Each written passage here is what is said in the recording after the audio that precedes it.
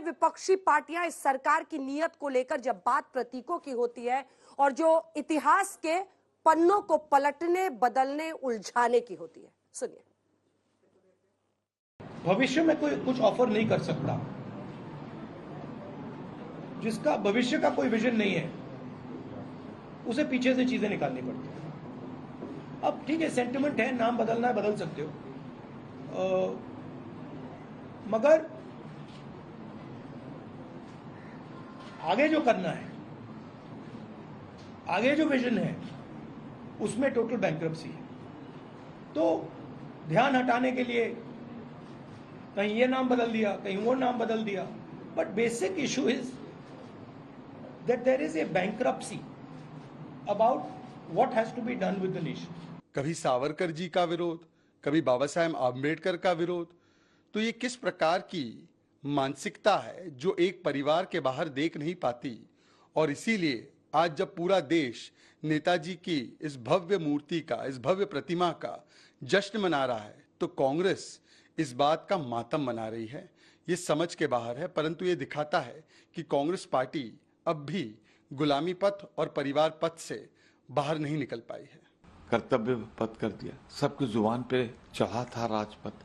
अरे राजभवनों को भी नाम बदलोगे, जो और परंपराएं हैं उनको भी बदलोगे, और इससे क्या फर्क पड़ गया? कौन सा इतिहास आपने बदल दिया? मैं एक चीज जरूर, मुझे तो लगता है मोदी जी जिस रफ्तार से चल रहे हैं, चीजें उनके नियंत्रण से बाहर हो रही, एक दिन वो भी दूर नहीं जब वो बुलाएंगे सबको और कहेंगे आज से मैंने महंगाई का नाम बदल दिया, बेरोजगारी का नाम बदल दिया, और आज से देश महंगाई और बेरोजगारी विहीन हो गया। जो स्वदेशी संकल्प है वो सामंती सोच पर भारी पड़ रहा है।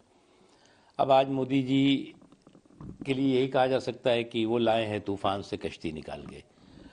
आप जो काम 75 सालों तक नहीं कर पाए थे, जो सपना महात्मा गांधी ने देखा था, जो सपना सरदार वल्लभ भाई पटेल ने देखा था, जो सपना नेताजी सुभाष चंद्र बोस ने देखा था, हो सकता है नेहरू जी ने भी वो सपना देखा हो, वो सपना मोदी जी पूरा कर रहे हैं। तो उस पर जो है वो आपको खुश होने के बजाय उस पर आप जो है वो दुखी अपने आप दिखाई पड़ रहे हैं। तो इस तरह की जो दुखी आत्माएं हैं उनका तो कोई इलाज हो नहीं सकता, उनका इलाज तो जनता करेगी। नाम बदल के मोदी जी, आप और आपके पार्टी रंग नहीं बदल सकते।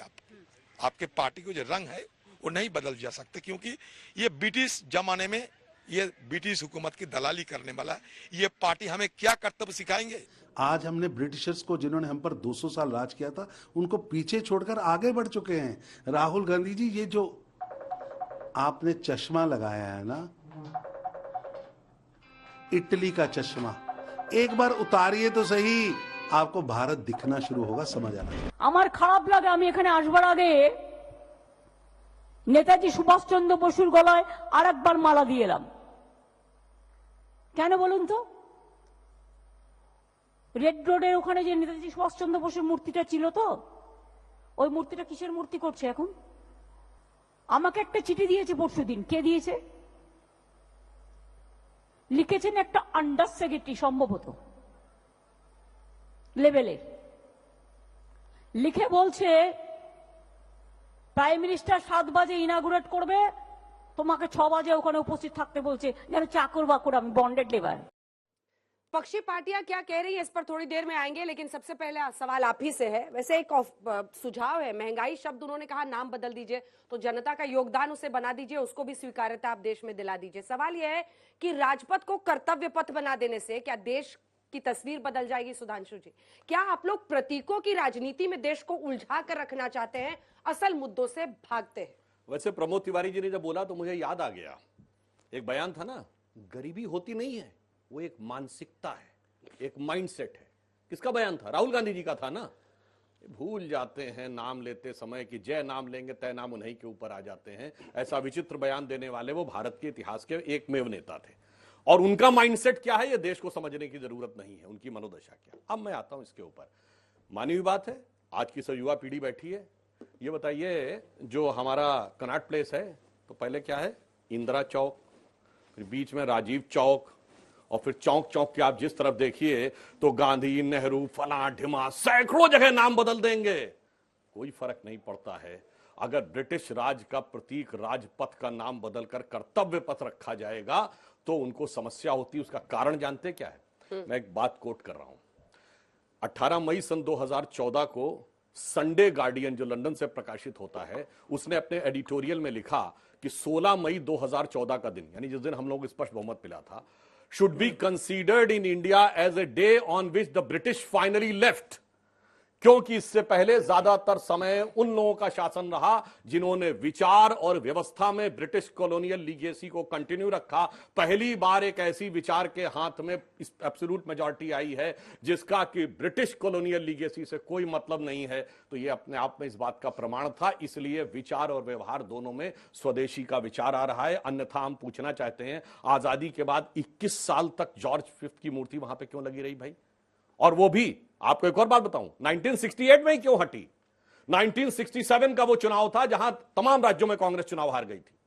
सब सीनियर लोग खड़े, उनको पता होगा संयुक्त विधायक दल की सरकारें बनी थी और पहली बार जनसंघ 37 एमपी जीत के आई थी और सोशलिस्ट पार्टी मजबूत बन के आई थी। और जब उन्हें लगने लगा वो कमजोर हो रहे, तब जाके हटाया, तब उस मांग को माना था। वरना 21 साल तक मांग होती रही, मगर किंग जॉर्ज की मूर्ति चलती रही। और सर सवाल ये है ना कि आप लोग आजादी की लड़ाई में हिस्सा लिए नहीं, अब मूर्ति बदलकर सोच रहे हैं कि देश को आजादी दिला रहे हैं। आजाद हिंदुस्तान है, महंगाई बेरोजगारी से आजादी दिलानी है। आप मूर्ति बदलकर अभी भी हम गुलामी मानसिकता से आजादी दिलाने वाले सिंड्रोम में देश को रखना चाहते हैं। ये है सीधा सवाल। वो लड़े थे जो लॉर्ड माउंटबेटन के साथ मई 1946 में शिमला में छुट्टी मना रहे थे।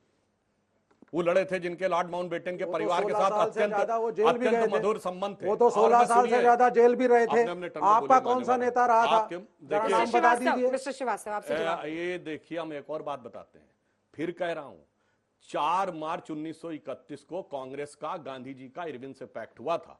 4 मार्च 1931 के बाद 1947 तक केवल 42 का आंदोलन छोड़ के एक आंदोलन किया हो तो बताइए। खूब सर्च कर लीजिए नेट के ऊपर, कोई आंदोलन नहीं ऐसा पैक्ट हुआ इरविन के साथ। और अगस्त 42 में ही क्यों आंदोलन हुआ? अरे भाई, लड़ाई तो सेकेंड वर्ल्ड वॉर की 1 सितंबर 39 को शुरू हो गई थी। नेताजी ने कहा था यही मौका है ब्रिटिश सरकार को दबा दो, मगर नहीं तैयार हुए कांग्रेस की लीडरशिप। कब तैयार हुई?